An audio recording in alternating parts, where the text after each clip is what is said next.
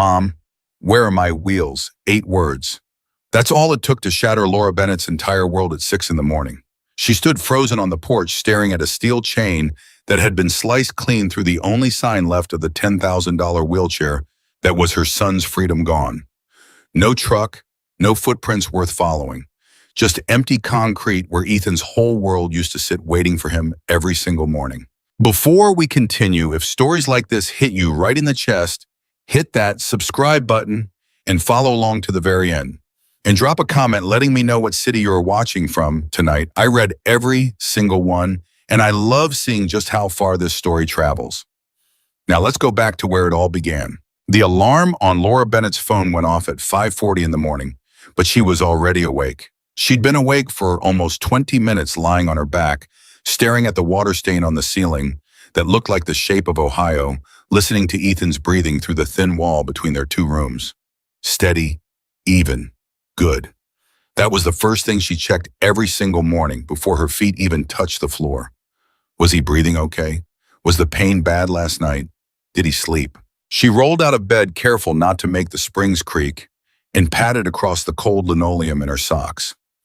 The apartment was small, 2 bedrooms, if you wanted to be generous about calling the second one a bedroom, a kitchen the size of a closet and a bathroom where you could touch both walls if you stretched your arms out. It wasn't much, but it was theirs, and Laura had fought like hell to keep it theirs. She cracked open Ethan's door an inch and peeked in. Her son was lying in his bed, eyes still closed, dark blonde hair sticking up in 3 different directions, looking for all the world like any other 8-year-old boy who'd rather sleep another hour than face the day. Except Ethan couldn't just hop out of bed like other 8-year-olds. Ethan's legs hadn't worked right since he was 4 years old, and every year the doctors had a slightly different name for it, a slightly more complicated explanation, but the bottom line never changed. His muscles were failing him, slowly, steadily, and there wasn't a cure, just management, just devices, just the daily grind of making a body that didn't cooperate get through another 24 hours. "Hey, Bug," Laura whispered, stepping inside. Ethan's eyes fluttered open. "Is it time? It's time."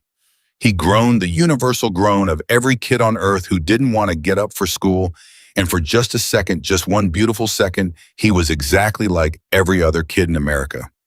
Laura held on to that second every single day. It was the only thing that kept her going some mornings. 5 more minutes, Ethan mumbled. "You said that 4 minutes ago." "Then 5 more minutes from now." Laura smiled despite herself and sat down on the edge of his bed. She brushed the hair back from his forehead, and for a moment neither of them said anything. The apartment building groaned around them, the way old buildings do, pipes ticking somewhere in the walls, a neighbor's television murmuring through the floor above. Outside, a truck rumbled down the cracked street, exhaust hissing. "Did you sleep okay?" she asked. "My legs hurt a little. Not bad, though. You want the cream before we go down? Can we just go? I want to see if Marcus is at the bus stop today."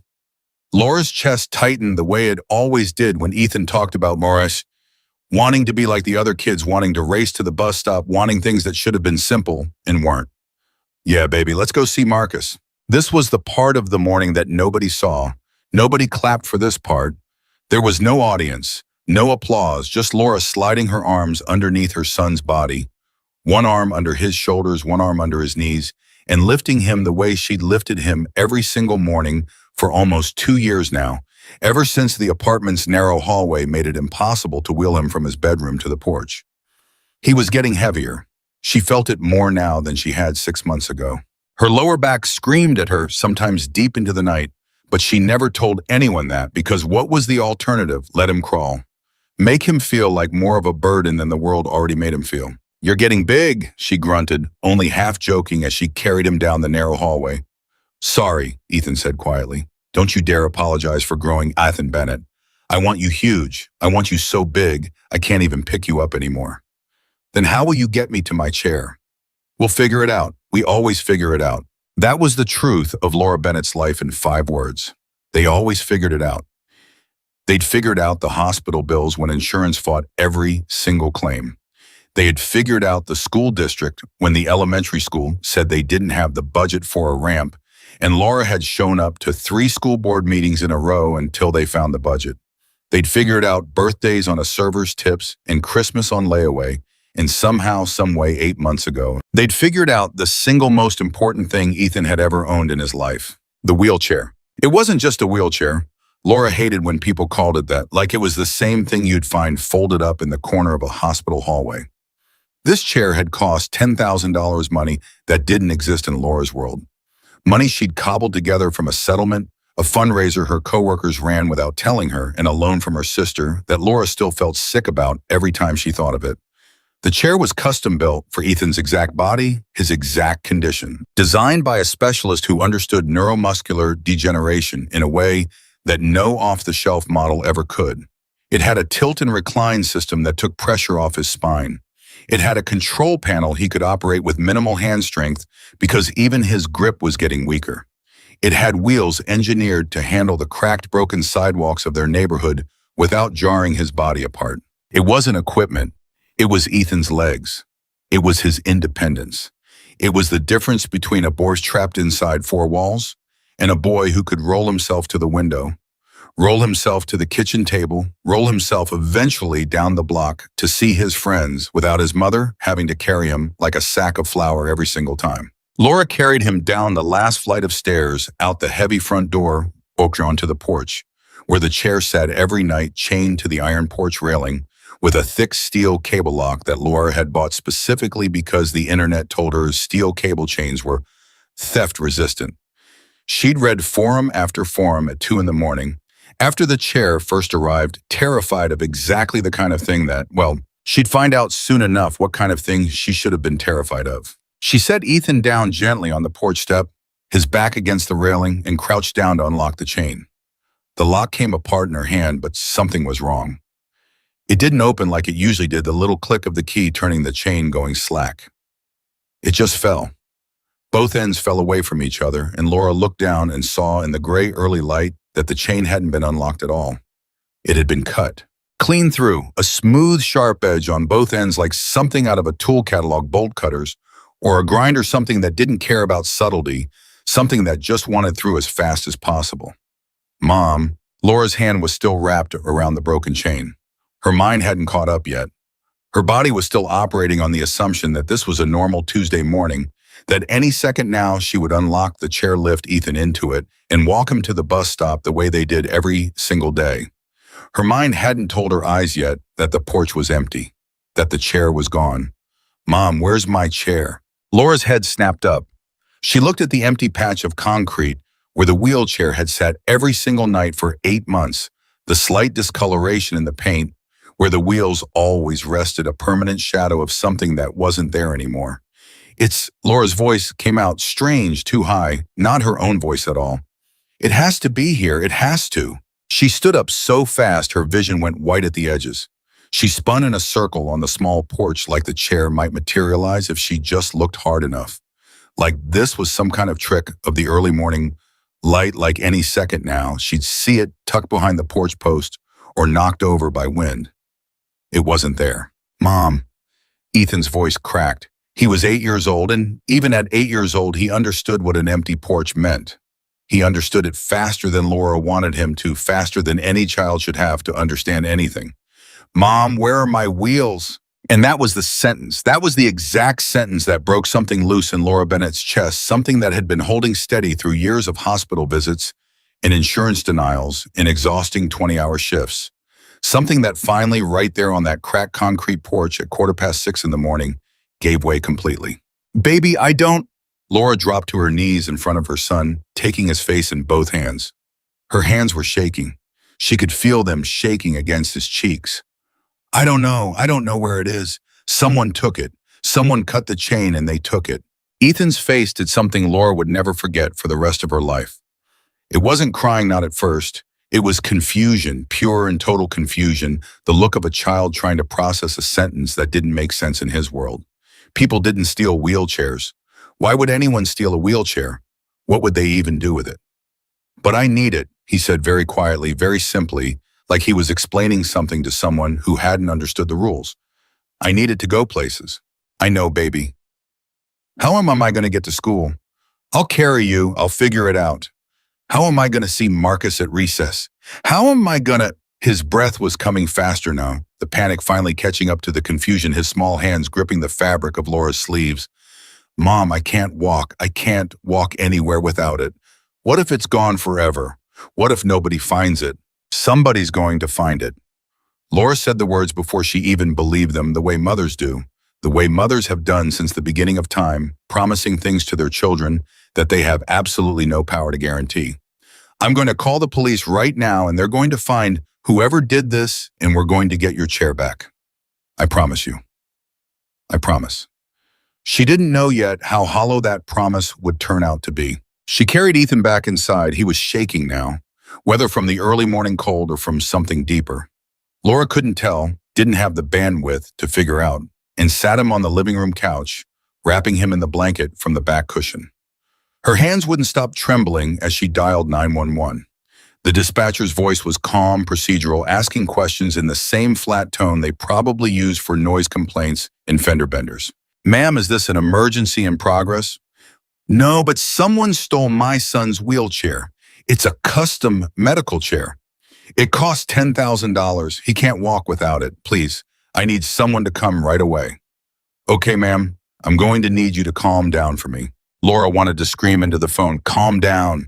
Her 8-year-old son's only means of independent movement had been stolen off her porch in the middle of the night, and a stranger on the other end of a phone line was telling her to calm down. I'm calm, she lied. Please, just send someone. We'll have an officer out to you within the hour. An hour. Laura looked at Ethan wrapped in the blanket, his eyes wide and wet, and fixed on her like she was the only solid thing left in a world that had suddenly stopped making sense. An hour felt like a lifetime. But she said thank you, and she hung up, and she sat down next to her son and pulled him into her lap, even though he was getting too big for it, even though her back groaned in protest, because right now what Ethan needed wasn't a functioning wheelchair. He needed his mother's arms around him. It's gonna be okay, she murmured into his hair. I promise you, baby, it's gonna be okay.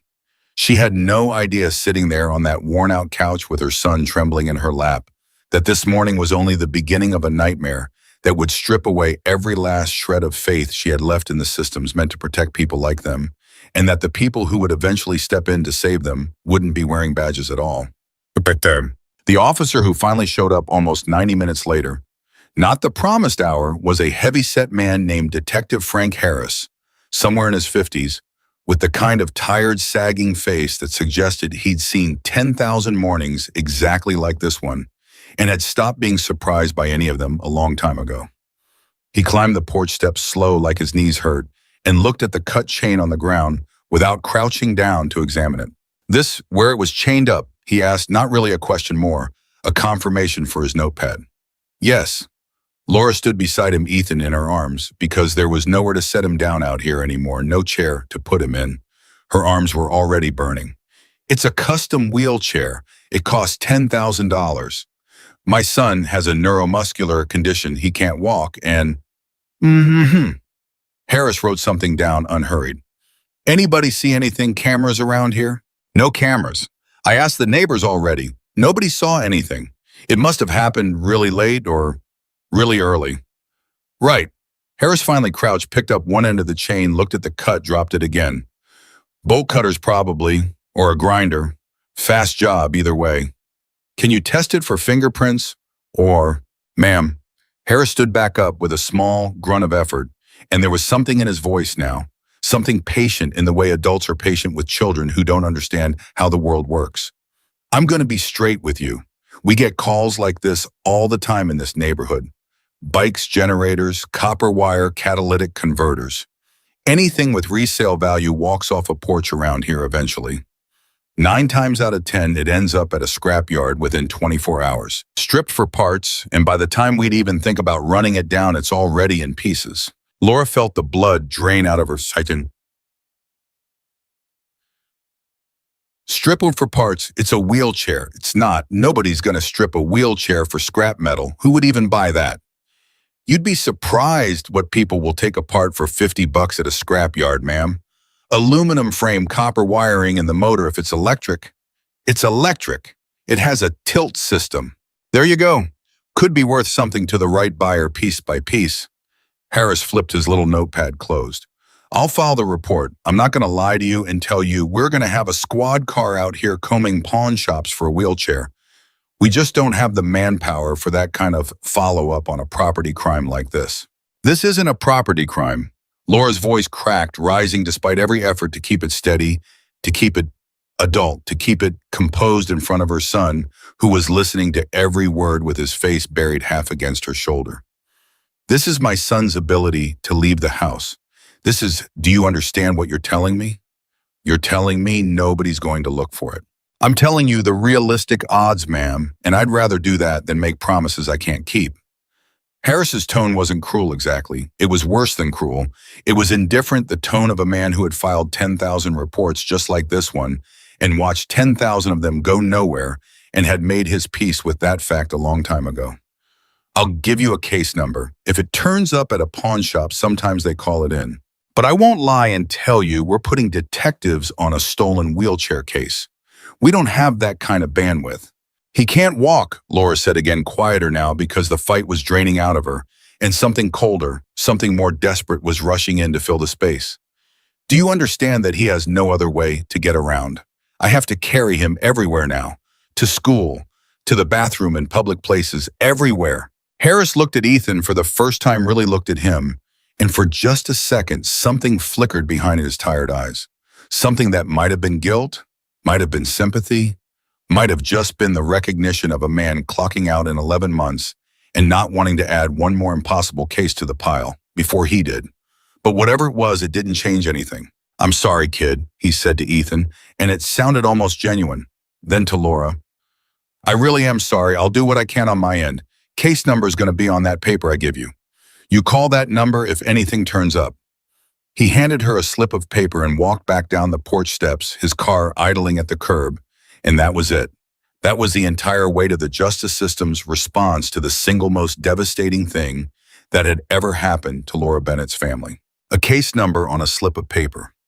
She watched the patrol car pull away from the curb, taillights fading down the cracked street, and something hardened in her chest, something that felt almost like the moment ice forms on a lake, quiet, total, and impossible to undo. If nobody else was going to look for Ethan's chair, then Laura would. She just didn't know yet how far that search would take her or who would eventually answer when the entire world had refused to listen. Well, the next 3 days were the longest of Laura Bennett's life. She called in sick to her diner job the first day. She couldn't carry Ethan to the bus stop, couldn't carry him into school, couldn't do any of the basic mechanics of a normal Tuesday without the chair, and she spent the morning instead on the phone with the chair's manufacturer, a specialty medical equipment company, 3 states away, begging for information about replacement costs. Ma'am, I understand this is an emergency, but a chair like Ethan's isn't something we keep in stock. It's built to his exact specifications. Spine curvature, hip width, grip, strength accommodations, rebuilding that from scratch would take 6 to 8 weeks minimum, and the cost would be the same as the original, $10,200. $10,000. Laura had $412 in her checking account. She hung up the phone and sat very still in the kitchen for a long time, staring at nothing, feeling the walls of her life close in around her in a way they hadn't closed in even during the darkest stretches of Ethan's diagnosis. Because back then, at least there had been a path forward, even if it was a hard one. Now there was just a wall, a $10,000 wall with no door in it. She called the school and explained the situation, and the principal was kind about it. Genuinely kind, but kindness didn't solve the practical problem of how Ethan was supposed to get from the front doors of the school to his classroom, down the hallway, into the bathroom without a chair and without his mother present to carry him. We can look into a loaner chair from the district, the principal said. It won't be anything like his custom one. It might not fit him properly, but it's something while you sort this out. A loaner chair. A chair that didn't fit his body, didn't account for his spine, didn't have the support system that kept his muscles from seizing during long stretches sitting upright. It was something. It was also an insult layered on top of an injury, and Laura accepted it anyway because something was better than nothing, because Ethan needed to be in school, needed to see his friends, needed some semblance of his life to keep moving, even while the rest of it had ground to a halt. She went back to work the second day because she had no choice. The diner didn't pay sick leave and rent didn't care about stolen wheelchairs.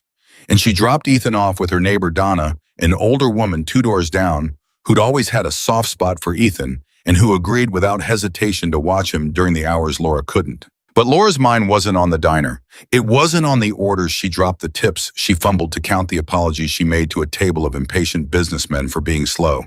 Her mind was 3 states away, on a wheelchair manufacturer's price list, on a detective's indifferent face on the slip of paper, with a case number that felt more and more like a tombstone with every passing hour. That night, after Ethan was asleep fitfully restlessly, the loaner chair clearly causing him discomfort, she could see even in his sleep, Laura sat at the kitchen table with a stack of printer paper and a black marker, and she made flyers. Stolen custom medical wheelchair. She wrote it in block capitals at the top, then a description below, the brand, the color, the distinguishing features.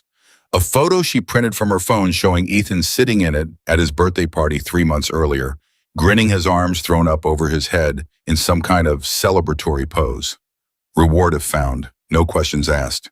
Her phone number at the bottom written 4 times across the page so it could be torn off like a tab. She made 200 copies at the 24-hour print shop 2 blocks from her apartment, paying with money that was supposed to go toward groceries, and the next morning before her shift, she walked. She walked the entire industrial stretch of her neighborhood, stapling flyers to telephone poles, taping them to bus stop, shelters, sliding them under windshield wipers in parking lots. She walked into every pawn shop within a 2-mile radius and asked the same question over and over, watching the same blank or irritated faces shake their heads no. She walked into the scrapyard on 5th Street where a man with grease-blackened hands told her not unkindly that wheelchairs came through sometimes but usually already stripped down, and he hadn't seen anything matching her description, but he'd keep an eye out. She walked for 6 hours straight that first day, and her feet bled into her socks by the time she got home, and Ethan asked her why she was limping, and Laura told him she'd just been on her feet too long at work, because some lies you tell to protect the people you love, and this was one of them. By the end of the week, she'd papered half the neighborhood. She'd posted in every community Facebook group she could find, in every local lost and found page, in a subreddit for the city that she didn't even know existed until she went searching for it at 2 in the morning, desperate and half out of her mind with exhaustion. She stood outside the grocery store and handed flyers to strangers, looking them in the eye, saying the same sentence over and over until it stopped sounding like words and started sounding like a prayer she was reciting on autopilot. He's a prisoner without it. Please, if you see anything, please call me. Most people took the flyer with a sympathetic nod and forgot about it before they reached their car. A few people actually stopped, actually looked at the photo of Ethan grinning in his chair, and Laura watched something shift in their faces. Recognition. Maybe that this wasn't an abstract crime statistic. This was a little boy's whole world folded up and gone. But sympathy didn't bring the chair back. Sympathy didn't put Ethan in a seat that fit his body properly. Sympathy didn't undo the slow, grinding hopelessness that Laura watched settle over her son like a fog with every day that passed without his chair. "Mom," Ethan said one night, almost a week after the theft, as Laura tucked him into bed, "do you think we're ever going to find it?" Laura sat on the edge of his bed, and for the first time since the morning the chain had been cut, she didn't have an automatic reassurance ready. The well of false confidence she'd been drawing from all week was running dry, and Ethan, sharp as he was, smart as he was, could read the hesitation on her face before she even said a word. "I don't know, baby," she admitted, and it cost her something deep to say it. "I'm trying everything I can think of. I really am. The loaner chair hurts my back. I know. And it doesn't go fast enough for me to keep up with Marcus at recess. He has to wait for me, and I can tell he doesn't like waiting." "Did he say that?" "No, but I can tell." Laura felt something crack open behind her ribs, a fault line of grief and rage and helplessness, all braided together so tight she couldn't tell where one ended and the other began. She kissed her son's forehead and told him to sleep, and she walked into the kitchen and stood at the sink with both hands braced against the counter, staring at nothing, breathing through a wave of emotion so total it nearly buckled her knees. She thought about the detective's tired, indifferent face. She thought about the case number on that slip of paper, a number she'd called twice already, both times reaching voicemail, both times leaving messages that were never returned. She thought about every system in her life that was supposed to protect her son, the school district that had fought her on a ramp, the insurance company that had fought her on coverage, The police department that couldn't be bothered to look for a stolen child's wheelchair, and she felt something inside her go cold and quiet and resolved. If the systems wouldn't help her, she would find another way. She didn't know what that way looked like yet. She didn't know that 3 days later, one of her flyers soaked from an overnight rain, curling at the edges, stapled crooked to a telephone pole near a railroad crossing on the edge of town, would catch the eye of a man named Marcus Webb as he walked out of a gas station with a pack of cigarettes in his hand. She didn't know that Marcus Webb wore a leather vest with a winged skull patch on the back. She didn't know that he would stop and read the flyer twice and pull out his phone to take a photograph of it before continuing onto his motorcycle parked at the curb. She didn't know that less than a mile away, inside a brick building, with reinforced steel doors and motorcycles lined up in rows along the gravel lot, a man named Cole was about to be handed a photograph of her flyer, and that everything in her life was about to change in a way that no detective, no insurance adjuster, no system she'd ever dealt with had been capable of delivering. All Laura knew, standing at that kitchen sink with her hands shaking against the cold counter, was that she had run out of doors to knock on. She just didn't know yet that the right door had already found her. Marcus Webb didn't say a word when he walked into the clubhouse that evening. He just set his phone down on the table in front of Cole's screen, still lit with the photograph of a rain-soaked flyer, and waited. Cole picked up the phone with 2 fingers the way a man picks up something he already suspects matters more than it looks like it should. He read it once fast, the way he read everything fast, and then he read it again slower, his jaw tightening with each line. Stolen custom medical wheelchair. A photo of a boy grinning, arms thrown up, sitting in a piece of machinery that clearly cost more than most cars in this neighborhood. Reward if found. No questions asked. Kid can't walk, Marcus said, finally breaking the silence. Saw it outside the Sunoco on 5th. Soaked through. Somebody's been putting these up for days, looks like. Half the staples are rusted already. Cole didn't answer right away. He kept looking at the photo of the boy's face, that wide, unguarded smile. The kind of smile that didn't know yet what the world was capable of taking from a person. Cole had 2 daughters of his own, grown, now gone from the house, but he remembered exactly what that kind of smile looked like. And he remembered exactly what it felt like when the world started chipping away at it. $10,000 chair, Cole said quietly. Custom built. Somebody cut a chain to get it. That's what it says. And the cops, Marcus shrugged the particular shrug of a man who already knew the answer before he asked the question. Number on the flyer's a personal cell, not a precinct line. She's doing this herself, putting these up on telephone poles like she thinks the neighborhood's going to solve it for her because nobody else will. Cole set the phone down on the table harder than he meant to, and the sound of it cracked through the room like a small gavel. He'd built this chapter on something specific, something most people on the outside never understood, and most people on the inside rarely talked about out loud. It wasn't about chaos. It wasn't about lawlessness for the sake of it. It was about a code, an old, unwritten, brutally enforced code that said certain things didn't happen on this club's territory, not while they had breath in their bodies to stop it. You didn't put your hands on a woman. You didn't put your hands on a child. And you sure as hell didn't take the one thing standing between a disabled kid and a life trapped inside 4 walls. That wasn't a crime to Cole. That was a violation of something deeper than law. That was a violation of decency itself. Get me everybody, Cole said. Marcus blinked. Tonight, tonight. Within 40 minutes, the clubhouse had filled with the low rumble of engines pulling into the gravel lot one after another, headlights sweeping across the brick walls, men in leather vests filing in through the heavy steel door with the particular quiet of people who already sensed something serious was coming. Cole didn't call full meetings for nothing. Everybody in that room knew it. He stood at the head of the long wooden table, the flyer photo blown up now on the projector screen mounted on the wall. Marcus had emailed it to himself and printed it bigger because Cole wanted every man in the room to see that boy's face before he said another word. This is Ethan Bennett, Cole said, his voice carrying easily through the room without him needing to raise it. 8 years old, some kind of muscle condition, can't walk on his own. His mother scraped together 10 grand for a custom chair built specifically for his body. 8 days ago, somebody cut the chain off her porch and stole it. The room had gone dead silent. A few men shifted in their seats. Somebody near the back muttered something under his breath that nobody asked him to repeat. Cops told her it's probably already stripped for scrap. Told her they don't have the manpower to chase down a stolen wheelchair. Cole let that sentence sit in the air for a second, let it breathe. Let every man in that room feel the particular kind of disgust that sentence deserved.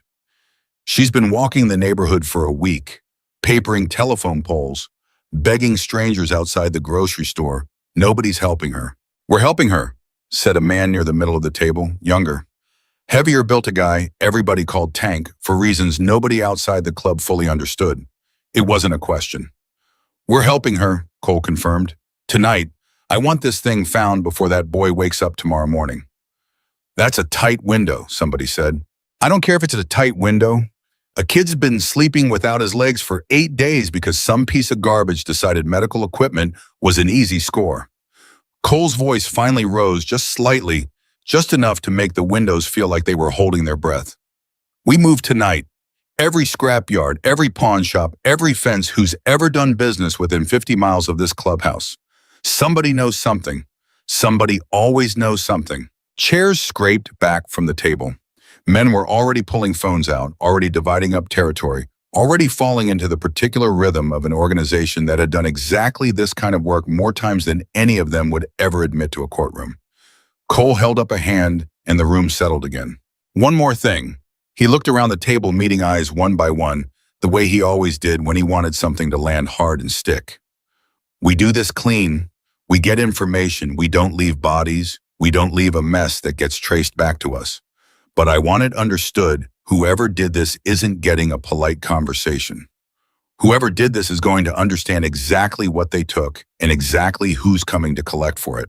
A low murmur of agreement rolled through the room, the particular sound of men who had been waiting their whole lives for a reason that actually mattered, a fight that actually meant something beyond turf and money, and the petty grievances that usually filled their nights. This one was for a kid who couldn't walk. This one mattered. Laura had no idea any of this was happening. While 20 men pulled on leather vests and fired up engines across town, she was standing in her kitchen at 11 at night, staring at a stack of unpaid bills she'd been avoiding for 3 days, the numbers swimming together into a blur she couldn't make sense of anymore. Ethan was asleep or pretending to be. She suspected the way kids do when they don't want to worry their parents but can't actually quiet their own minds. She'd checked on him twice already, watched the rise and fall of his chest, watched the loaner chair sitting useless and ill-fitting in the corner of his room like a hollow promise. Her phone buzzed on the counter, a text from her sister Megan, 3 states away, the same sister who'd loaned her the money for the original chair. "Any news?" Laura's thumb hovered over the screen for a long time before she typed back. "No, cops basically told me to give up. I'm not giving up. I'll find it myself if I have to. You can't do this alone, Laura. Watch me." She set the phone down harder than she meant to and pressed both palms flat against the cold counter, breathing through the particular exhaustion that lives somewhere past tired, somewhere in the territory of bone-deep depletion. She thought about calling out of work again tomorrow. She thought about the $400 in her account dwindling toward nothing. She thought about Ethan's face that morning, the hollow disappointment in his eyes when the loaner chair's wheel had caught on a sidewalk crack and nearly tipped him sideways in front of the whole bus line. She didn't hear the first engine pull up outside. She didn't hear the second or the third. It was the fourth, the low rolling thunder of multiple motorcycles idling in formation outside her building that finally pulled her attention to the window, and what she saw outside made her stomach drop straight through the floor. 5 men in leather vests standing in a loose half circle around their bikes at the curb looking up at her building. For one terrified second, every instinct in Laura's body screamed that something was about to go wrong, that this was the kind of thing you saw on the news right before something terrible happened. Men like this didn't show up outside your apartment at 11 at night for good reasons. Then one of them, older gray-bearded vest patched with a winged skull insignia, looked directly up at her window like he already knew exactly which one was hers and raised a hand. Not a threat, almost a greeting. Laura's heart hammered so hard she could feel it in her throat. She didn't open the door. She stood frozen at the window phone clutched in her hand, thumb already hovering over the call button for 911, when her phone buzzed instead with a text from an unknown number. "Ms. Bennett, we saw your flyer about your son's wheelchair. We're not here to cause trouble. We want to help find it.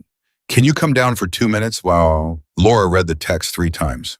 Her hands were shaking so badly she nearly dropped the phone. This had to be a trick, a scam, something cruel preying on a desperate mother. She'd read about things like this, people who targeted vulnerable families who showed up offering help and left with whatever they could take.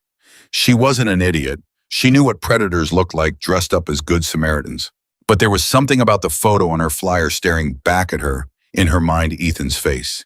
His desperate question every single night. Do you think we're ever going to find it? That made her fingers move anyway, made her grab her keys, made her walk down those stairs, even as every rational fear in her body screamed at her to stay inside and lock the door. She stepped out onto the porch, the same porch where the chain had been cut 8 days ago, and stood facing 5 men who looked like they'd walked straight out of every nightmare a single mother in a rough neighborhood had ever had about strangers on motorcycles.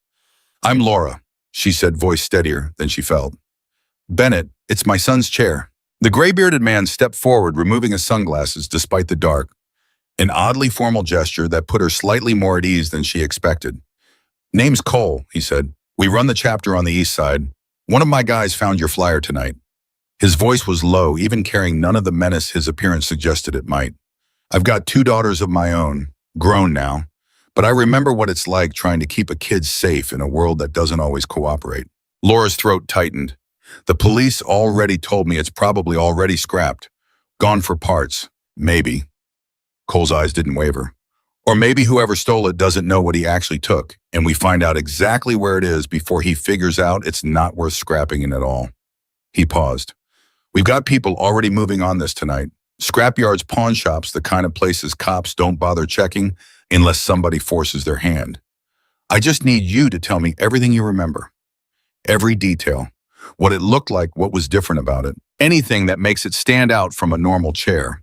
Laura stared at this man, this stranger, leather-clad, tattoos crawling up both forearms, a patch on his chest that named an organization she'd only ever heard mentioned in hushed, fearful tones, and felt something break open inside her that had been clenched tight for 8 straight days. "Why would you do this?" she asked, and her voice cracked right down the middle. "You don't know us. You don't owe us anything." Cole looked at her for a long moment, and something passed behind his eyes that looked almost like old grief, old memory, something Laura couldn't name but instantly recognized as real. "Because somebody took something from a kid who already has it harder than most people will ever understand," Cole said simply, "and nobody who's supposed to help you bothered to. That doesn't sit right with me, doesn't sit right with anybody in this club." He gestured to the men behind him. "So we're going to go find it, tonight if we can." Laura's hands were shaking again, but for an entirely different reason now. She gave him every detail she could remember: the brand, the tilt mechanism, the small scuff on the left wheel from a curb 6 months back, the sticker Ethan had insisted on putting on the headrest, a small cartoon dinosaur that Laura had let him pick out himself at the hospital gift shop. Cole wrote none of it down. He just listened fully, completely, the way almost nobody had listened to Laura in the 8 exhausting days since the theft. "We'll find it," he said when she finished. It wasn't a question, and it wasn't quite a promise either. It was something colder and more certain than either. "Go back inside, get some sleep if you can. I'll be in touch." He turned and walked back to his bike without waiting for her to respond. And within 90 seconds, 5 engines roared to life in sequence and pulled away from the curb, taillights disappearing down the cracked street in the same direction Laura had walked 100 times that week, with nothing but flyers and exhaustion to show for it. She stood on the porch for a long time after they'd gone, staring at the empty street, not entirely sure what had just happened, not entirely sure whether to feel hope or terror or some impossible combination of both. She didn't go back to sleep that night. She sat at the kitchen table with her phone in her hand, waiting for a text that didn't come for hours. The Hells Angels worked through the night in a coordinated sweep that would have looked to any outside observer like chaos men splitting off in different directions, bikes thundering down side streets, leather-clad figures walking into half-lit pawn shops and scrapyards at hours when most legitimate businesses had long since closed for the night. But it wasn't chaos. It was precision dressed up as intimidation. Tank and another member named Reyes hit the scrapyards first because scrapyards were where stolen metal usually ended up fastest, and a wheelchair with an aluminum frame and copper wiring would be exactly the kind of thing a desperate thief might try to offload for quick cash without understanding what he actually had in his hands. The first 2 yards turned up nothing. Owners who genuinely didn't know anything who looked at the photo on Tank's phone and shook their heads with the particular nervous honesty of men who knew exactly who was asking and had no interest in lying to them. The third yard was different. A small operation on the edge of an industrial lot, chain-link fence, half collapsed in one corner, a single dim floodlight illuminating stacks of crushed cars and scattered metal. The owner, a thin, nervous man named Lou, answered the door of his trailer office in sweatpants, blinking against the headlights of two motorcycles parked directly in front of his door. "We're closed," Lou said automatically before he registered exactly who was standing in front of him. His face changed fast. "Not asking if you're open," Tank said, holding up his phone with the flyer photo. "Custom wheelchair, stolen off a porch about a week back. You see anything like this come through?"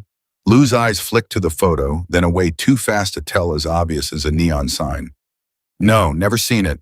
Reyes stepped forward, close enough that Lou had to physically back up half a step into his own trailer. "You sure about that?" "Because your eyes did something funny just now." "Lou, want to try that answer again?" "I'm telling you I haven't." "Kid can't walk," Tank said quietly, cutting him off. 8 years old. Whoever stole this thing left him stuck in his apartment for a week because his mother can't carry him everywhere. Cops don't care. We care. He let that sentence sit for a second. "So I'm going to ask you one more time, and I want you to think real hard about your answer because lying to us tonight is going to be a much worse decision than telling us the truth." Lou's composure cracked almost instantly. Men like Lou didn't have the stomach for this kind of pressure, didn't have anything resembling the loyalty that might have made him take a beating to protect a name. Okay, look, I didn't take it. I swear to God I didn't take it. A guy brought in some scrap metal pieces 2 days ago, said it was off an old hospital bed, paid me cash to take it off his hands. Wyatt, no paperwork. I didn't ask questions. That's not how this business works. You don't ask questions. What did he look like? Skinny guy, twitchy, looked like he hadn't slept in a week, looked strung out. You know the type. Lou was talking fast now, words tumbling over each other in his hurry to get this conversation over with. Didn't catch a name. Paid cash, like I said. Drove off in some beat-up pickup, dark color, maybe blue. Hard to tell in this light.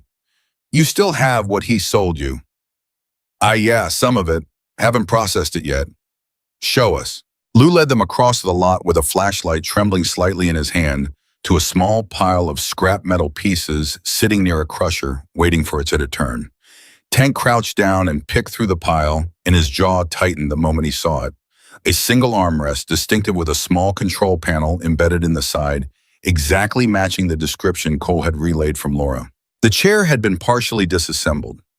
Not destroyed, not yet, but stripped of pieces sold off in chunks to men like Lou, who didn't ask questions and didn't care what they were taking apart. "This is from a medical chair," Tank said, holding the piece up. "You knew that, didn't you?" Lou's silence answered the question better than any words could have. "Where's the rest of it? The frame, the wheels, the seat?"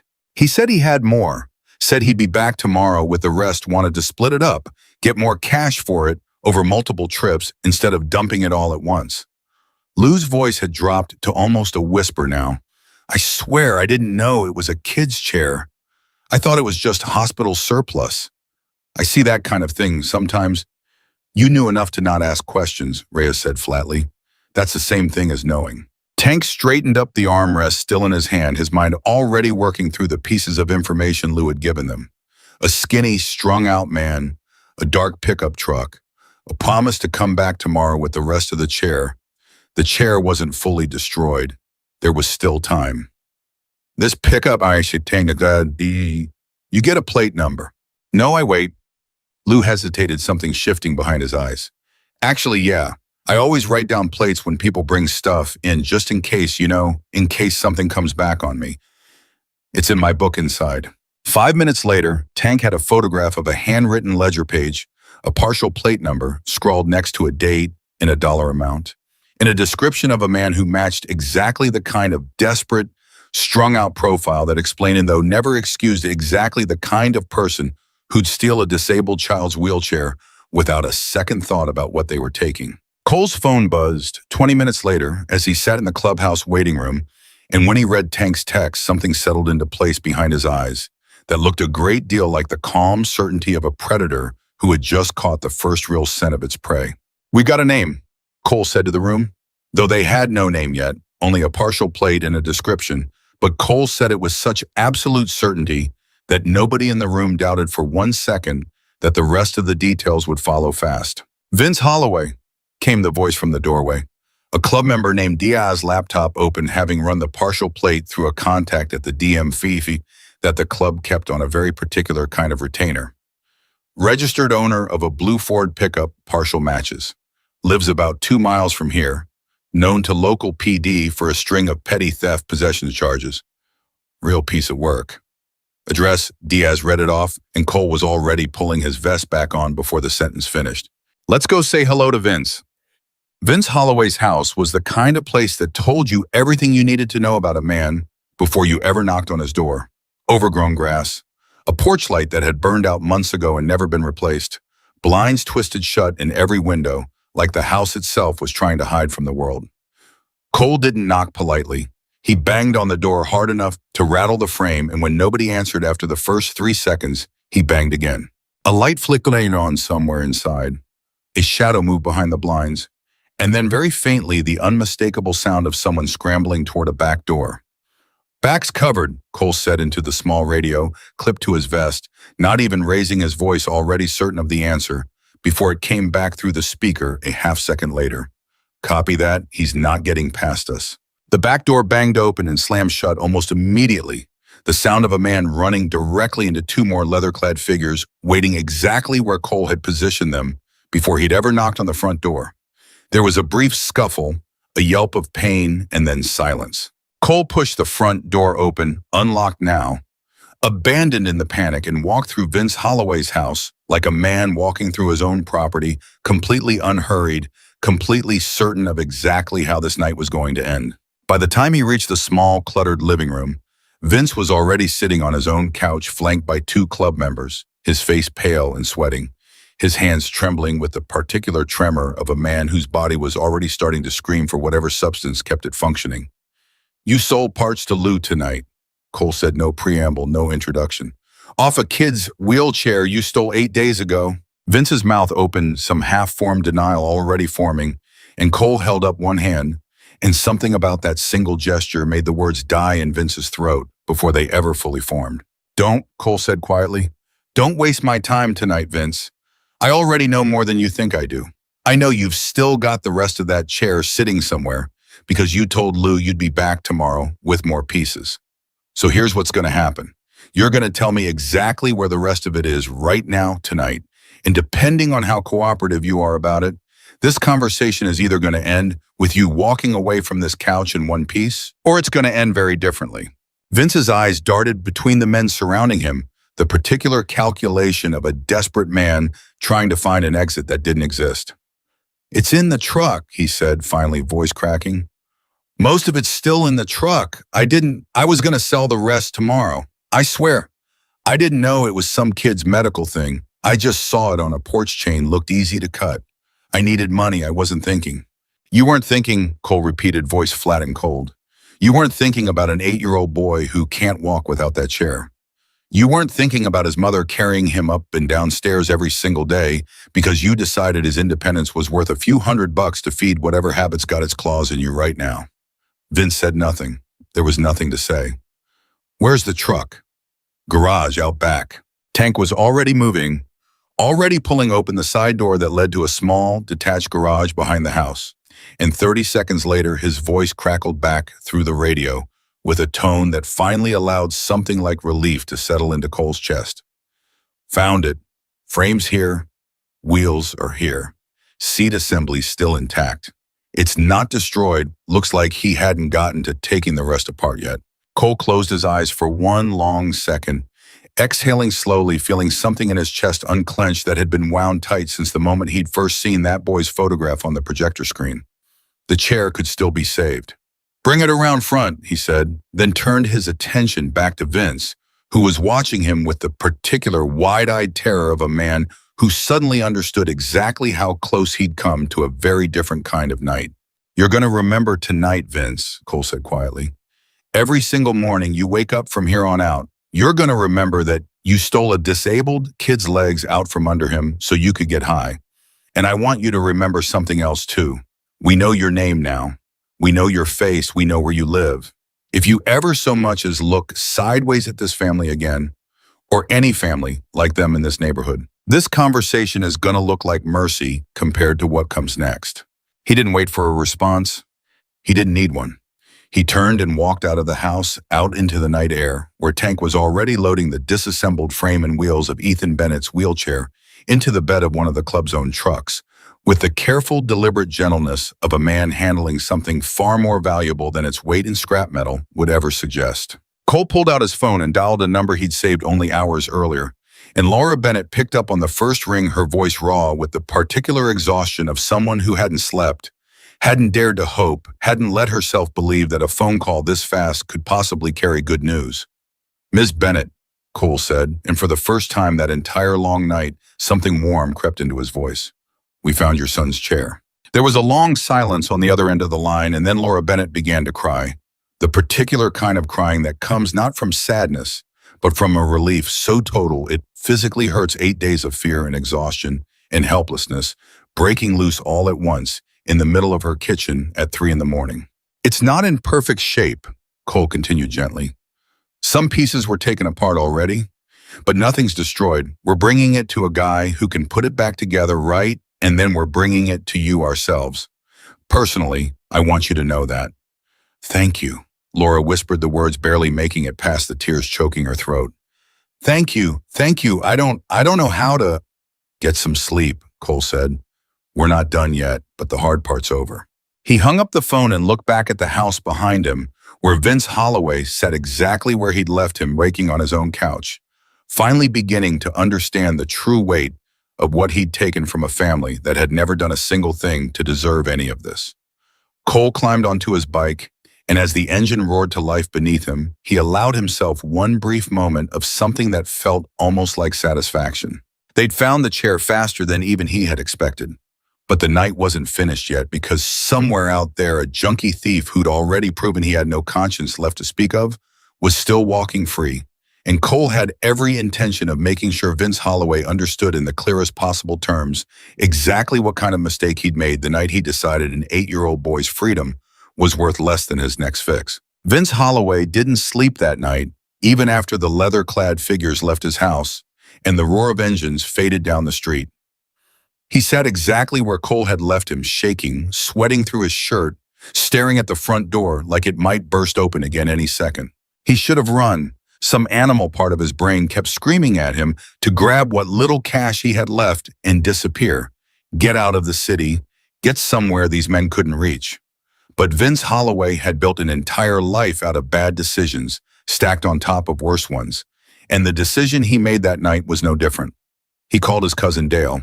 "They took the chair back," Vince said, voice cracking, pacing his cluttered living room with his phone pressed so hard against his ear it hurt. "Some biker gang, man. They came to my house. They knew everything they knew about Lou. They knew the plate on my truck." "Slow down," Dale said. "What chair?" "The wheelchair, man. The one I grabbed off that porch last week. I told you about it." "You said it was some old hospital thing." "It wasn't an old hospital thing. It was some kid's medical chair, custom built, and now there's a biker club out looking for whoever took it, and they already found me." Vince's voice climbed higher with every word, panic bleeding through every syllable. "I need somewhere to stay, tonight, right now." Dale was quiet for a long moment on the other end of the line, and when he spoke again, his voice had changed, gone careful in a way that made Vince's stomach drop even further.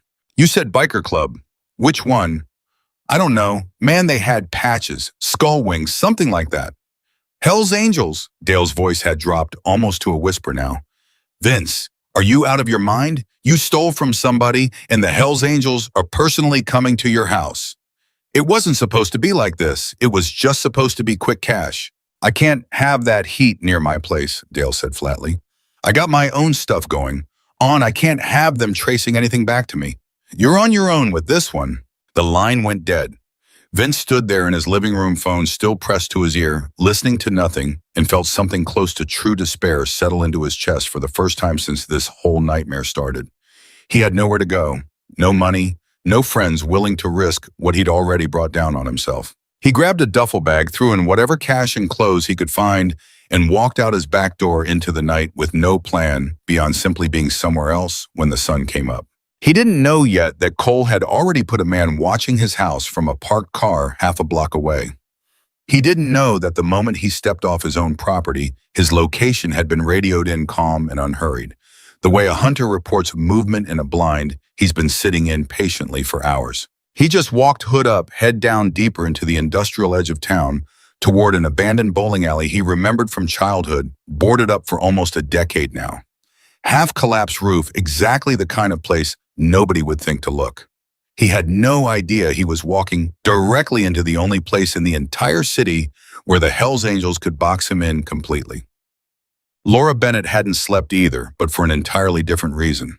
She sat at her kitchen table with her hands wrapped around a cold cup of coffee she hadn't touched in over an hour, staring at her phone, replaying Cole's words on a loop in her mind. "We found your son's chair." She'd cried until there was nothing left to cry, and then she'd cried some more, the particular hysterical relief of a woman who had spent 8 days bracing for the worst news of her life and had instead received the one phone call she'd stopped letting herself hope for. But relief had curdled slowly into something more complicated as the hours ticked past 3, then 4, then 5 in the morning. Because the chair wasn't here yet. Because some pieces had been taken apart already. Because she still didn't fully understand who these men were or what exactly they'd done to get that chair back, and some quiet, rational part of her brain kept circling back to the same uncomfortable question. What had it cost them? What had they done to that thief to get the truth out of him? She didn't let herself follow that thought too far. She couldn't afford to. Whatever had happened in the dark corners of this city that night, it had ended with her son's chair coming home, and after 8 days of begging a system that didn't care to even glance in her direction, Laura found she didn't have the moral energy left to interrogate the methods of the people who'd finally helped her. At 6 in the morning, she heard Ethan stirring in his room, and she went in to find him already awake, staring at the ceiling, his small face drawn with the particular exhaustion of a child who'd been quietly suffering for over a week without complaint. "Morning, Bug," she said softly, sitting on the edge of his bed. "Did you sleep?" "Not really." She brushed his hair back from his forehead. "I have to tell you something, and I need you to not get too excited yet, okay? Because it's not finished. But I think we might be getting your chair back soon." Ethan's eyes went wide, his whole small body going rigid with a hope he was clearly afraid to fully feel. "Really, did the police find it?" Laura hesitated. How did she explain this to an 8-year-old?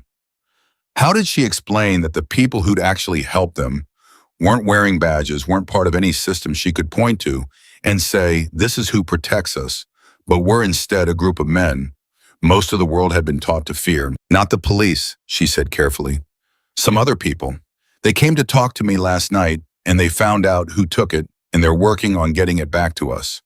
I don't know exactly when, but I think it's going to happen." What other people? Just people who wanted to help baby. People who heard about what happened and decided it wasn't right.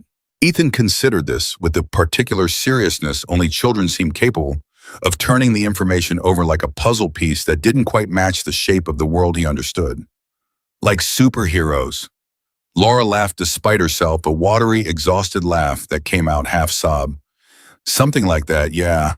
By 7 that morning, Cole had a name, a face, and a confirmed location. The man parked half the block from Vince Holloway's house had radioed in the moment Vince left through the back door, and 2 more bikes had picked up the tail from there, hanging back far enough to stay unseen, close enough to never lose him. They watched him walk through 3 different neighborhoods, doubling back twice in a clumsy, paranoid attempt to shake anyone following him, before finally disappearing through a gap in the fence surrounding the old Lakeview Lanes bowling alley. "He's holed up in the bowling alley off Route 9. The call came through to Cole, who was standing in the clubhouse garage watching 2 members carefully reassemble Ethan's wheelchair piece by piece on a workbench, treating the disassembled frame with a delicacy that looked almost tender, coming from hands covered in old motorcycle grease and fresh scars. "That place has been condemned for years," Cole said. "How many ways in and out? Front entrance boarded up but loose. Side loading dock around back. There's a busted window on the east wall big enough for a man to squeeze through. Cover all 3. Nobody goes in until I get there."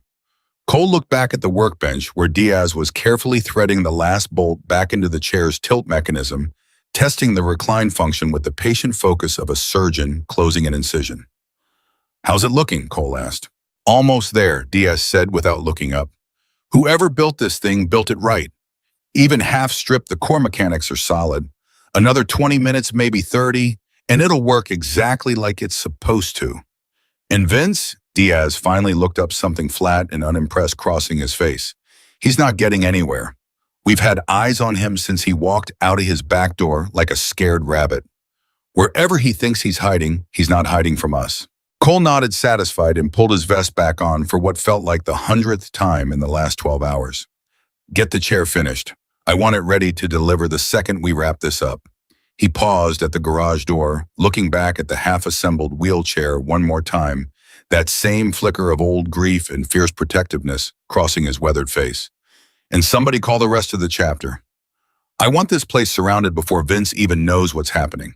But undam. Vince Holloway crouched in the dim, dust-choked interior of the old bowling alley, surrounded by the rotted skeletons of lane machinery and collapsed ceiling tiles, listening to his own ragged breathing echo off walls that hadn't heard a human voice in years. He'd convinced himself somewhere around hour 2 of hiding in this place that he'd successfully disappeared, that the bikers had given up, gone back to whatever business bikers had, and that by tomorrow he could slip out of the city entirely and start fresh somewhere far enough away that none of this would ever catch up to him.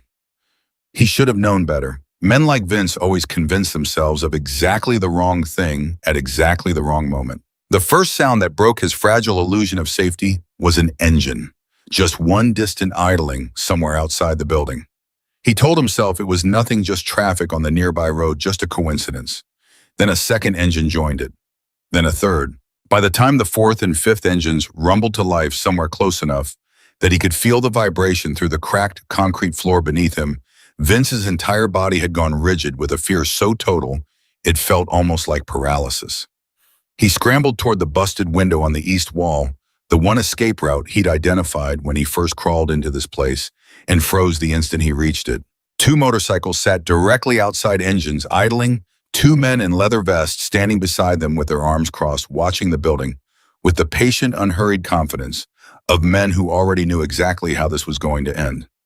Vince backed away from the window, his breath coming in short, panicked gasps, and turned toward the loading dock at the rear of the building instead. Blocked. 3 more bikes, 3 more men, the same patient stillness. He ran, actually ran, stumbling over debris and collapsed shelving toward the boarded-up front entrance, his last remaining hope, his heart hammering so hard he could hear nothing else. The boards had already been pulled loose. Standing in the gap where the front doors used to be, backlit by the gray early morning light, was Cole. Vince stopped dead in his tracks, chest heaving. Every escape route sealed the silence around him, so total it felt like the whole world was holding its breath.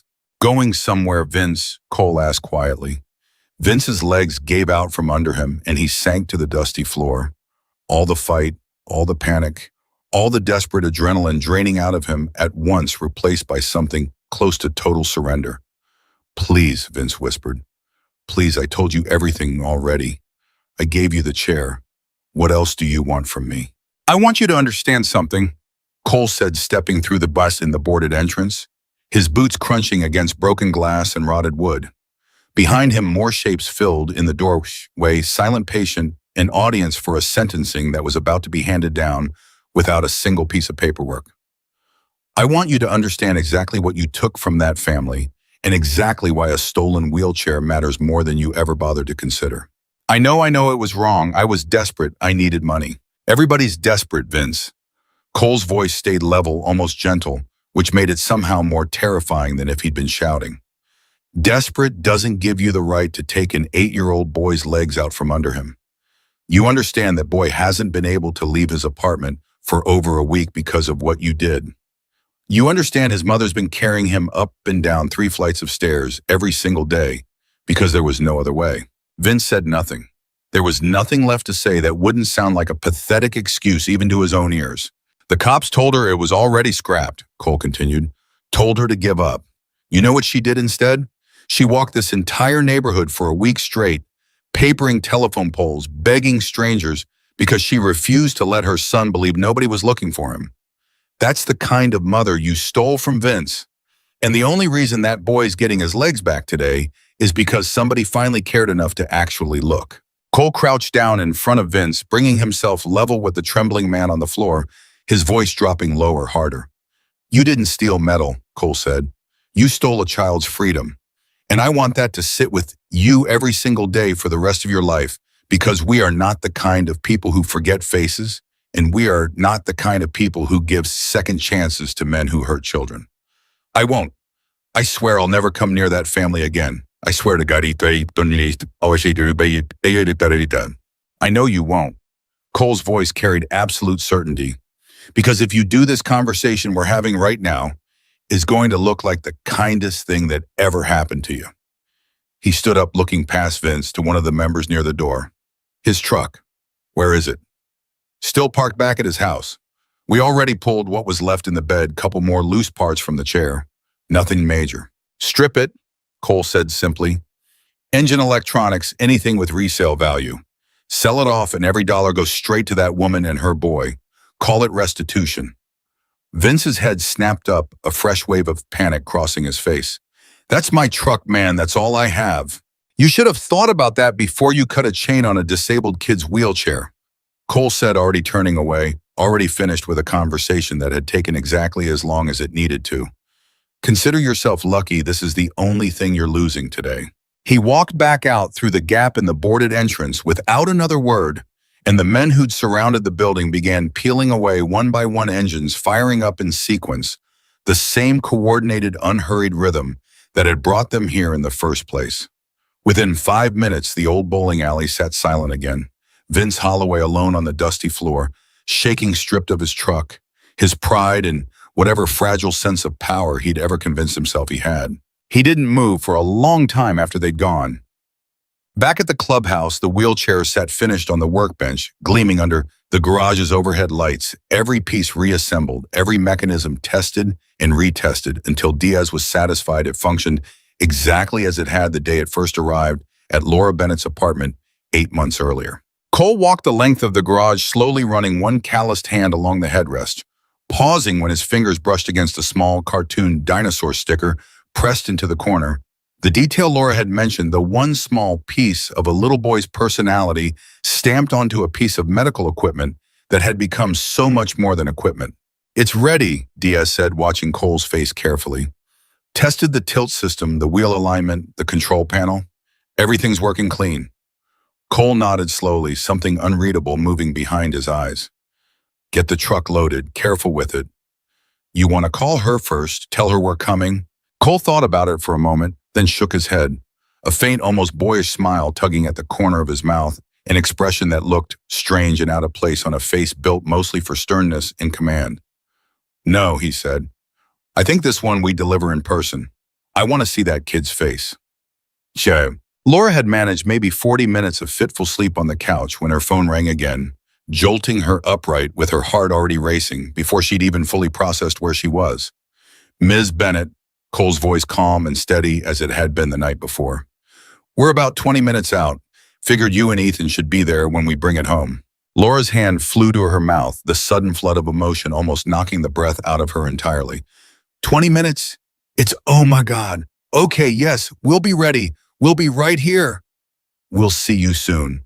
She hung up the phone and ran into Ethan's room so fast she nearly tripped over the loaner chair parked uselessly by his bed. Ethan, wake up, baby, wake up right now. Her son's eyes shot open, immediately alert, immediately afraid, the particular hypervigilance of a child who'd learned over the last 8 days that sudden urgency rarely meant good news. What's wrong, Mom? What happened? Nothing's wrong. Laura was laughing and crying at the same time now, sitting on the edge of his bed, taking his small face in both hands. Baby, they're bringing your chair. Right now, 20 minutes. They found it and they fixed it and they're bringing it home to you. For a long moment, Ethan simply stared at her, processing his small face, cycling through disbelief, confusion, and finally, slowly, like the sun breaking through clouds after a long storm, pure, unguarded joy. Really, my chair? My actual chair with the dinosaur sticker. Your actual chair, dinosaur sticker, and everything.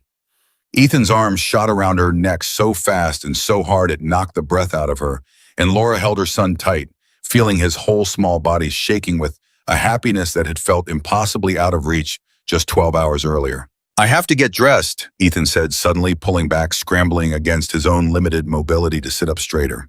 "I want to look nice. Can you help me get dressed?" "Of course, baby, of course."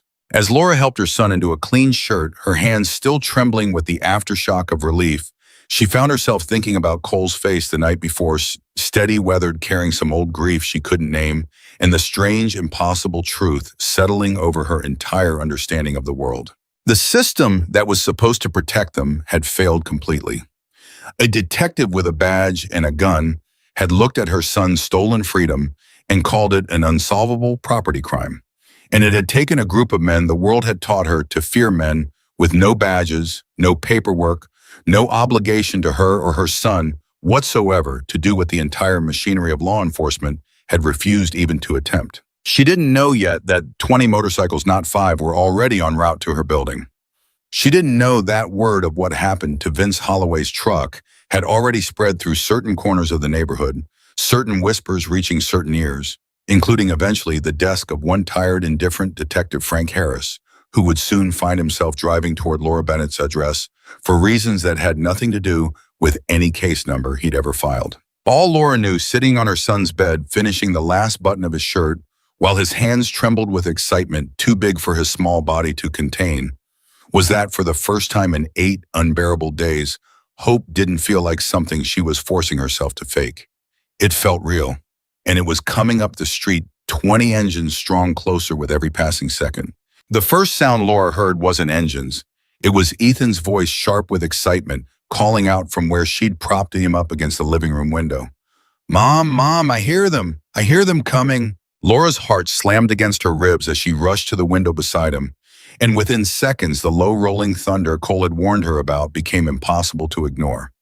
Not 5 engines this time, but a sound that built and built until it felt like the whole street itself was vibrating. Windows rattling faintly in their frames, neighbors already stepping out onto their own porches to see what kind of storm was rolling through their quiet, struggling block on a Tuesday morning. "That's a lot of motorcycles," Ethan whispered, eyes wide, nose pressed nearly flat against the glass. "Yeah, baby." Laura's voice came out barely above a whisper too. "That's a lot of motorcycles." 20 bikes came around the corner in a formation so tight and so deliberate it looked almost choreographed, chrome catching the early morning light, engines dropping into a lower rumbling idle as they pulled to a stop along the cracked curb in front of Laura's building. Doors up and down the street were opening now, people stepping out in robes and work uniforms drawn by a sound that didn't belong to their world, didn't belong to scrapyard sirens or distant gunfire or the usual soundtrack of a neighborhood that had long since stopped expecting good things to happen on its streets. Laura scooped Ethan up gently, carefully, the way she'd done every single day for 8 straight days, and carried him toward the front door, her arms screaming with the same ache they always carried, but her heart pounding with something entirely different this time. She stepped out onto the porch, the same porch where a cut chain had once lain in pieces on the ground, and the sight in front of her stole every word out of her mouth before she could speak a single one. 20 men in leather vests stood beside their bikes in a loose, respectful line, and at the center of them, Cole was lifting something carefully out of the bed of a pickup truck, and there it was, whole, intact, gleaming even like it had just rolled off some factory floor, instead of being chained, stolen, stripped, and stitched back together over the course of one impossible night. Ethan made a sound in Laura's arms that she would remember for the rest of her life. Not quite a word, not quite a sob, something raw and overwhelmed that came from somewhere far too deep for an 8-year-old boy to have learned to access yet. "That's it," Ethan said, voice cracking. "Mom, that's my chair. That's really my chair." "I know, baby. Is the dinosaur sticker still on it?" Cole, close enough now to hear the question, looked up and smiled, the first full smile Laura had seen on his weathered face since the moment they'd met. "Dinosaur sticker's right where you left it, son. Wouldn't have brought it back any other way." He carried the chair up the porch steps himself, setting it down gently in the exact spot where the chain had once held it overnight, and stepped back, giving Laura room to lower Ethan into the seat that had been built specifically, precisely, lovingly for his exact body. The moment Ethan settled into the chair, something in his whole posture changed. His shoulders dropped from around his ears for the first time in over a week. His hands found the controls, instinctively, fingers curling around the small joystick mechanism. And when he gave it the lightest possible push, the chair rolled forward 3 feet across the porch exactly the way it was supposed to, exactly the way it had 1,000 times before the world tried to take it away from him. Ethan looked up at his mother, and then at Cole, and then at the 20 strangers standing along the curb watching a small boy reclaim his independence in real time. And the smile that broke across his face was so wide, so total, so unguarded, that several grown men standing in that line of leather vests had to look away for a second, clearing their throats, blinking hard against something they weren't prepared to feel on a random Tuesday morning. "Thank you," Ethan said, looking directly at Cole. "Thank you so much. I missed it so much." Cole crouched down to Ethan's eye level, something gentle and almost fatherly settling over his rough features. "You don't got to thank me, kid. Nobody should ever be able to take this away from you in the first place. We just made sure that mistake got fixed. Did you find the guy who took it?" "We found him. Is he going to do it again?" Cole's eyes flicked briefly to Laura, some unspoken communication passing between the two adults over the boy's head. "No," Cole said simply. "He's not going to do that again. Not to you, not to anybody else." Laura felt her throat tighten at the certainty in those 4 words, and the absolute bone-deep certainty of a man who didn't make promises he couldn't keep, unlike a detective with a badge who'd handed her a case number and a hollow apology and driven away without a backward glance. It was Marcus Webb, the same member who'd first spotted the soaked flyer outside the gas station, who stepped forward next carrying a thick manila envelope that he handed directly to Laura without ceremony. "What's this?" Laura asked, though something in the weight of it already told her. "Open it," Cole said. Laura's fingers fumbled with the clasp, and when she pulled back the flap and saw what was inside, her knees nearly buckled right there on the porch. Stacks of cash, neatly bound, more money than she'd seen in one place in years. "We took up a collection last night," Cole explained. "Word got around the chapter fast about what happened to you and your boy. Everybody chipped in something. It's not gonna solve everything, but it should cover what you lost this week, get you caught up on whatever bills piled up. Maybe put something away for a rainy day." "I can't." Laura's voice broke completely now, tears spilling freely down her face. "I can't take this. This is too much. You've already done so much." "You're gonna take it," Cole said, not unkindly, but with the same flat certainty he'd used on Vince Holloway hours earlier, though this time wrapped in something infinitely gentler. Because a mother shouldn't have to choose between her rent and her son's medical equipment, and shouldn't have had to walk this whole neighborhood begging strangers for help that should have come from people whose job it was to help in the first place. Laura looked down at the envelope, then up at Ethan sitting tall and proud in his recovered chair, then back at Cole, and something inside her finally completely gave way. Not from grief this time, but from a gratitude so overwhelming it physically hurt to hold.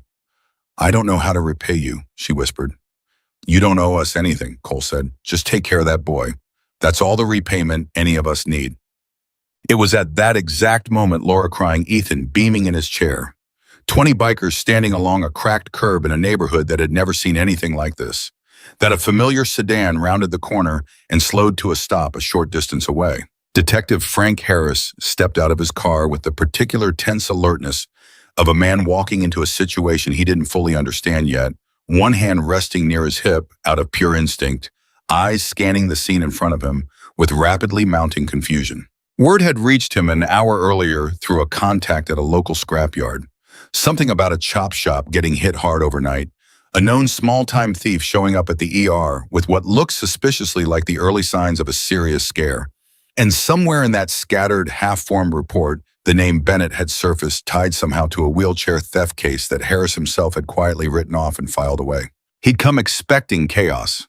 He'd come expecting, if he was being honest with himself, to find some kind of crime scene, a body, an arrest, evidence of the violence that everybody in this city assumed naturally followed wherever men in leather vests went. What he found instead stopped him dead in his tracks. He saw the wheelchair. He saw the boy sitting in it, glowing with a happiness Harris hadn't seen on a single face in this neighborhood in longer than he cared to admit.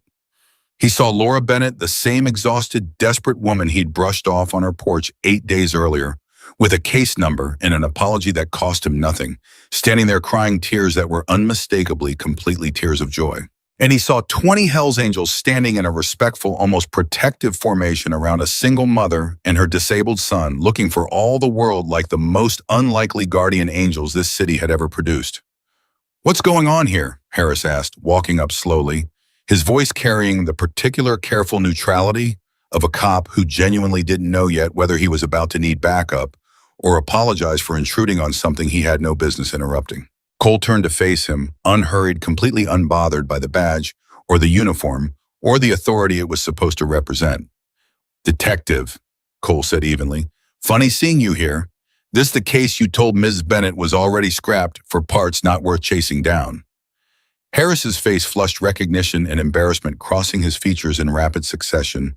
"I never said—" "You said you didn't have the manpower." Laura cut in, her voice steadier now than it had been in 8 days, steadier than it had been since the morning she found that chain cut clean through. "You said it was probably already destroyed. You said there was nothing you could do." "Ma'am, I was being realistic about—" "They found it in 2 days," Laura said, and there was no anger in her voice now, just a quiet, devastating clarity. 2 days, detective. They found the thief, they found the chair, they fixed it, and they brought it back to my son personally. You gave me a case number and a phone call I never got a call back from." Harris stood there, badge gleaming faintly in the morning light, surrounded by evidence of exactly how badly the system he represented had failed this family, and for several long seconds, he had absolutely nothing to say. "I want to know what happened to the thief," Harris finally said, falling back on procedure, because procedure was the only thing he had left to hold on to. "If there was an assault, if there's a body somewhere—" "No bodies," Cole said simply. "He's alive. He's scared. He understands now exactly what he took and exactly why it mattered. And he's not going to touch this family or anybody else's medical equipment ever again, because he understands now what happens when somebody actually pays attention." "That's vigilante justice," Harris said, though the words came out weaker than he probably intended, less an accusation now and more an observation he didn't quite know what to do with. "Call it whatever you want," Cole said. "But ask yourself something, detective. In 8 days, who actually helped this family? Was it the badge or was it us?" Harris looked at Laura, then at Ethan in his chair, the boy's hands still resting on the controls like he was afraid the moment was a dream he might wake up from if he let go. He looked at the envelope of cash still clutched in Laura's hands. He looked at 20 men who, by every official definition the city had ever taught him, represented exactly the kind of lawless menace his entire career had been built around dismantling, and who had, in less time than it took most departments to process a single incident report, delivered more justice and more genuine help than Harris had managed to offer in 8 long days. "I should still ask some questions," Harris said, but the conviction had drained almost completely out of his voice. "About what happened to the suspect. Where he is now."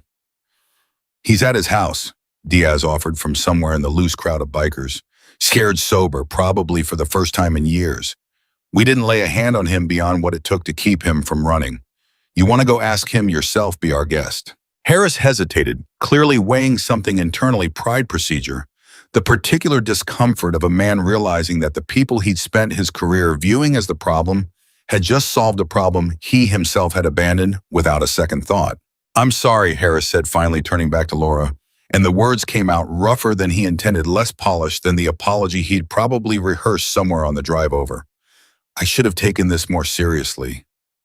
I should have done more." "You should have," Laura agreed, no malice in her voice, just simple, exhausted truth. "But it doesn't matter anymore.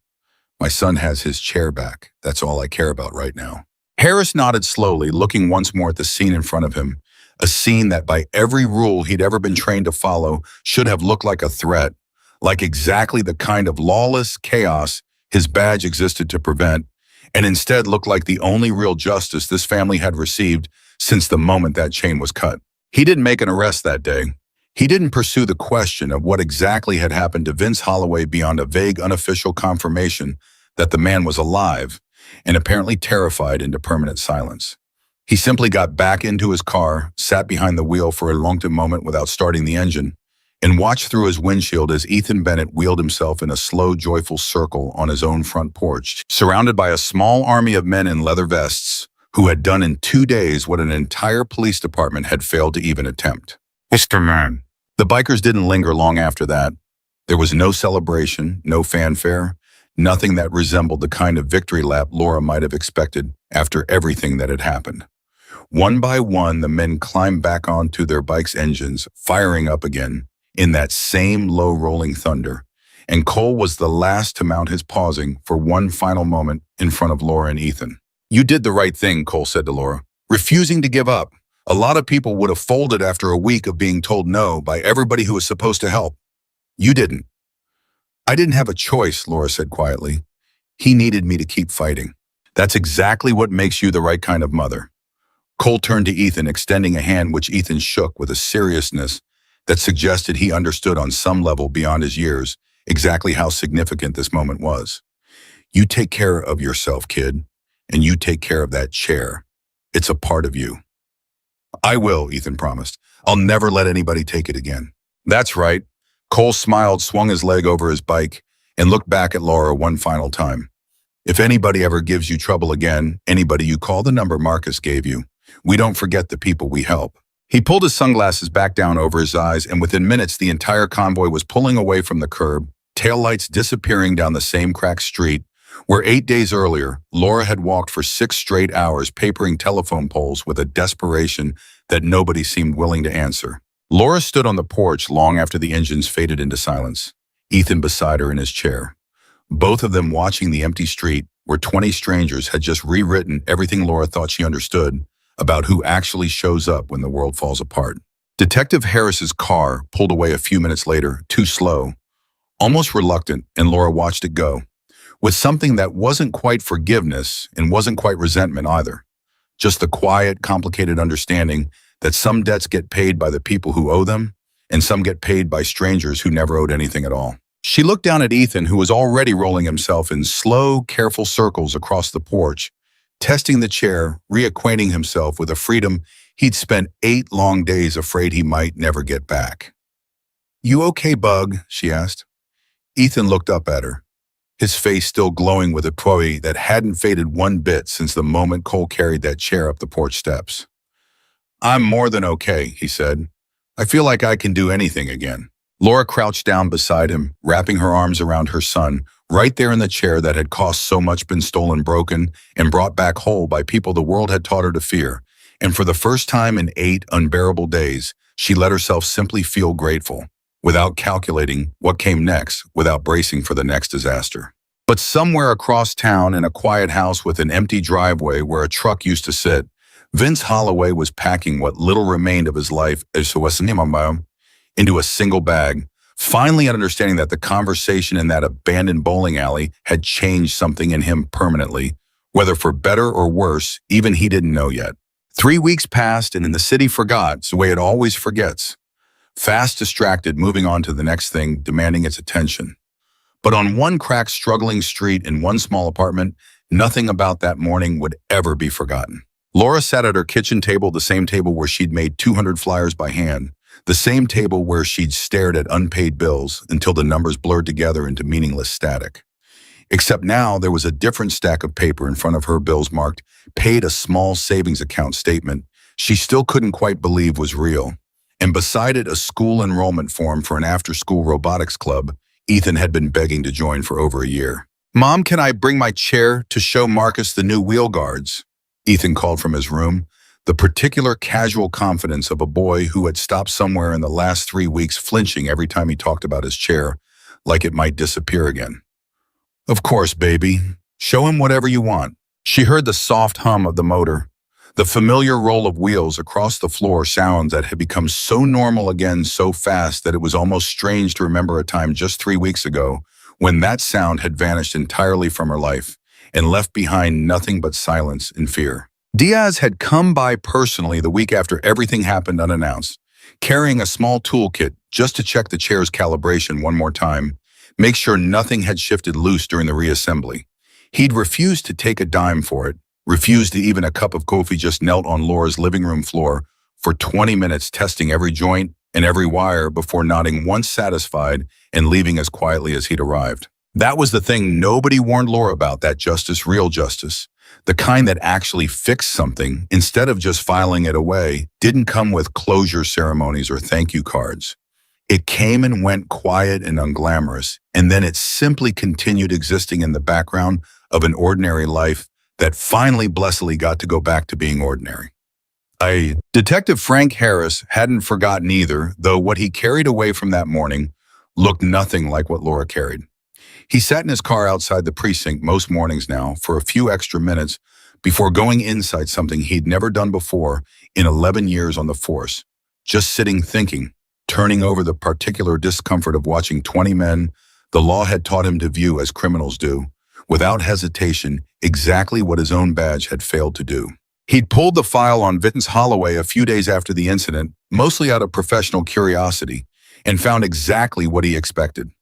No formal complaint filed, no hospital report beyond a single ER visit for what the intake nurse had charted only as acute anxiety, possible substance withdrawal. Nothing that gave him grounds to open any kind of investigation, even if some part of him had wanted to. Vince had simply vanished from the neighborhood entirely within a week, gone without a forwarding address, gone the way certain men disappear, when they've finally understood in the deepest part of themselves that they've run out of room to make the same mistake twice. Harris never did file a follow-up report closing the wheelchair case. He found when it came down to it that he did not know how to write up what had actually happened in a way that fit any of the boxes on the standard form. Case resolved by unauthorized third-party intervention didn't quite capture the look on that boy's face when he rolled across his own porch for the first time in 8 days. Instead, Harris did something he'd never once done in his career. He drove past Laura Bennett's building on his own, time off the clock, just to see the porch, just to see if the chair was still there chained up at night, the way it should be, ordinary and unremarkable, and exactly where it belonged. It was a new chain, heavier gauge, this time the kind Laura had bought with some of the money the club left behind. Harris sat in his car for a moment, looking at that chain, and felt something he hadn't expected to feel about a case he'd written off in under 10 minutes 3 weeks earlier. Shame. Quiet, private, and entirely deserved. He drove away without getting out of the car, without knocking on the door, without doing anything that might have turned a private reckoning into a public spectacle neither of them needed. But something in him had shifted permanently that morning on that porch, and it would follow him into every case that crossed his desk for the rest of his career. The quiet, nagging question of whether he was actually looking or just filling out a form and calling it done. Cole never spoke about that night again, not in any detail, not even within the walls of the clubhouse where stories like this usually got told and retold until they hardened into legend. He'd simply nod once if anyone brought it up and change the subject, the particular humility of a man who didn't need applause to know he'd done something right. But something had shifted within the chapter too. Something Cole noticed in the weeks that followed, a tightening of purpose, a renewed sense of exactly why men like them existed at all in a world that mostly just wanted to lock them away and forget about them.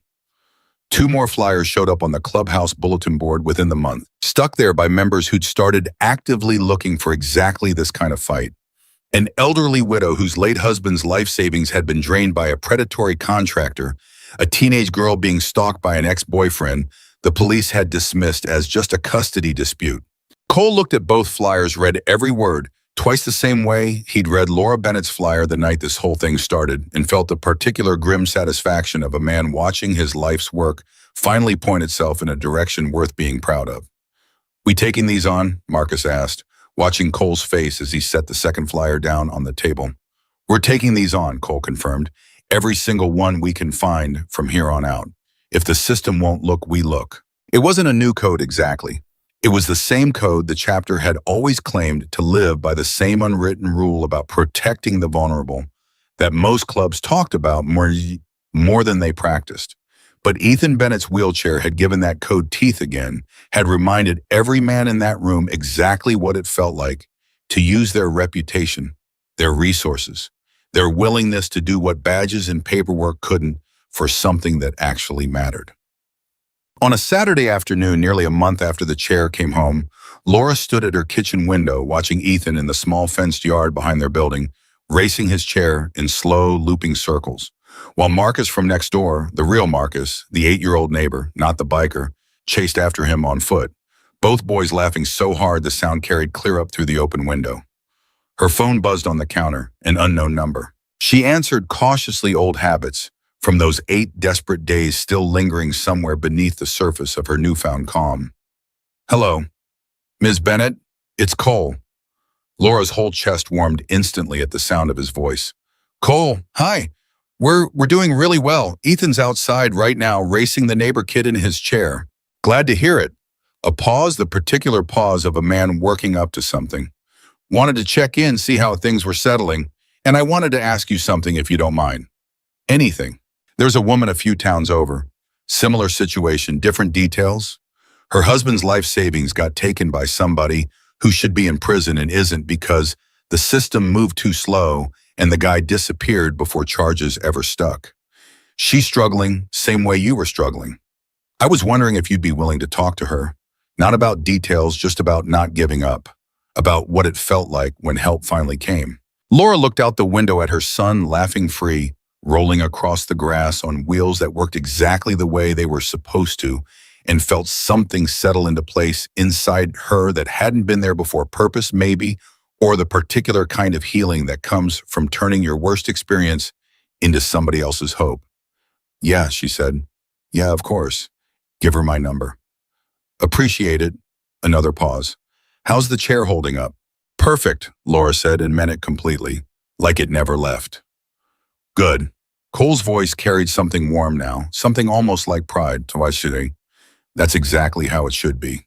They talked for a few more minutes, small things, ordinary things, the particular, comfortable conversation of two people who'd been through something together that neither of them would ever fully explain to anyone who hadn't lived it. And then Cole said goodbye, and Laura set the phone down on the counter and walked outside to join her son in the yard. Ethan spotted her immediately, wheeling toward her at full speed, his face flushed and bright and completely beautifully ordinary. "Mom, did you see I beat Marcus 3 times in a row?" "I saw, baby, you're getting fast. The new wheel guards Diaz put on make me even faster. Watch this." He spun the chair in a tight, triumphant circle, throwing both hands up over his head, the exact same way he had in the photograph Laura had used on every single flyer she'd printed 3 weeks ago, except now that pose wasn't a memory of something lost. It was simply Tuesday afternoon. Simply ordinary. Simply a boy being a boy, free to move through his own life exactly the way he was supposed to. Laura crouched down and pulled her son into a hug right there in the grass, feeling the solid, steady hum of the chair's motor beneath her hands as Ethan wrapped his arms around her neck. "I love you," she whispered into his hair. "I love you too, Mom. Thanks for never giving up on finding it." "I never could have," Laura said quietly.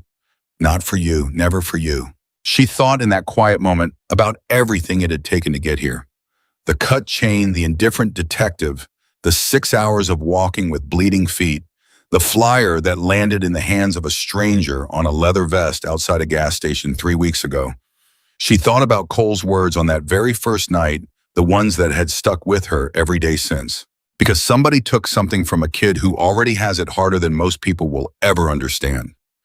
And nobody who's supposed to help you bothered to. That doesn't sit right with me. It was a strange, complicated kind of justice. The kind that didn't come with handcuffs or courtrooms or any of the official machinery the world insisted was the only legitimate way to right a wrong. It came instead from men society had taught her to fear, who'd shown up at her door, not because the law required it, not because anyone was watching, but simply because a child's freedom mattered to them more than it had mattered to anyone wearing a badge. Laura did not know if she'd ever fully understand what that meant about justice, about the systems meant to protect people like her and Ethan, about who actually shows up when everything else fails. She didn't need to understand it completely. She only needed to know what she'd seen with her own eyes, that on the morning her son's whole world had been stolen out from under him, it wasn't paperwork that brought it back. It was 20 engines, one steady voice, and a code that refused to look away. And as Ethan rolled in another joyful circle across the grass laughing hole, free Laura understood with absolute certainty that some debts get repaid not by the people who owe them, but by strangers willing to stand in the gap when no one else will. And that real justice, the kind that actually heals something broken, doesn't always wear a badge. Sometimes it wears a leather vest, and it never asks for thanks.